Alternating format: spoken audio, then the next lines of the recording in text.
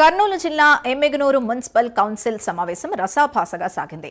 Municipal legal advocate నియామకంపై TDP, YCP సభ్యుల మధ్య వివాదం తలెత్తింది. ముగ్గురు అడ్వకేట్లు నామినేషన్ వేయగా టేబుల్ ఎజెండాగా తీసుకుని వైసీపీ ప్రతిపాదించిన పేరునే ఆమోదించాలని వైస్ చైర్మన్ నజీర్ కోరారు.